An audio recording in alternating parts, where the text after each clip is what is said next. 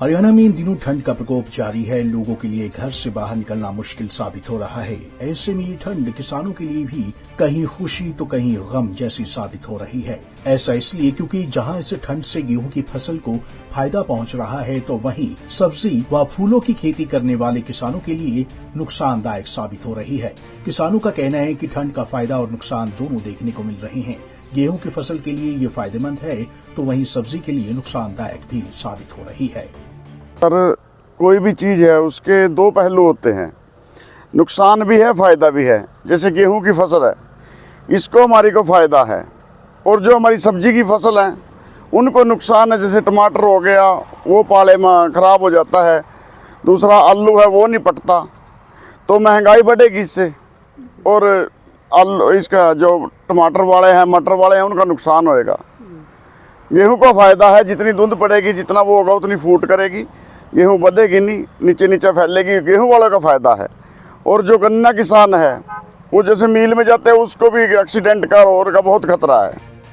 वहीं कृषि विशेषज्ञ सीवी सिंह भी मानते हैं कि ठंड से गेहूं को फायदा मिलेगा, लेकिन जो सब्जी व फूल उगाने वाले किसान हैं, उन्हें नुकसान उठाना पड़ सकता है। उनका कहना है कि सूर्य की किरण न मिलने के कारण सब्जी का फूल पूरी तरह से तैयार नहीं हो पाता, जिससे किसानों को नुकसान होता है। जैसा कि आजकल मौसम चल रहा है और मौसम विभाग से प्रेडिक्शन भी आ रही है कि करीब ये सिलसिला करीब 14 तारीख तक, 14 जनवरी तक चल सकता है। ऐसे में थोड़ा सा किसान भाइयों को हम राय देना चाहते हैं कि थोड़ा सतर्क रहें। और ये जो कोहरा पड़ रहा है और उसमें बूंदें टपक रही है, वो तो एक फसल है जो आपकी हमारी एक तरह से जान है, गेहूँ, उनके लिए तो ठीक है।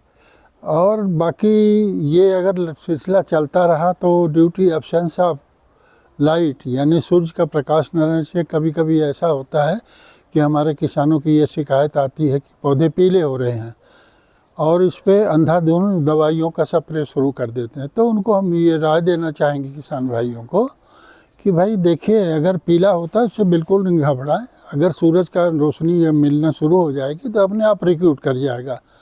और दवा का इस्तेमाल करने, एक तरह से जहर का प्रयोग कर रहे हैं, इस पर अब आप आत्मनिर्भरता जो है ये किसान भाई उस पर कम कर दें।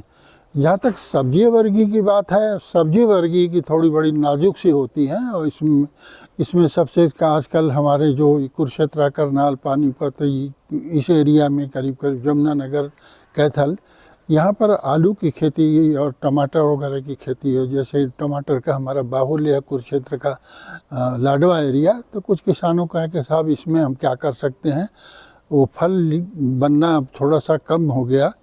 तो इसमें बताना चाहूँगी, जब टेम्परेचर बहुत ज़्यादा जैसे कि 7 डिग्री सेल्सियस आज रहा, तो इसमें क्या होता है कि जो बड्स होती हैं, जो कलियाँ खुल नहीं पाती ठंडी के कारण, इसलिए फल कहाँ बनेगा। जब खुलेंगे तो उसमें परागण होगा और फिर इसके बाद अपना उसमें फल बनना। तो इससे भी चिंतित ना हो।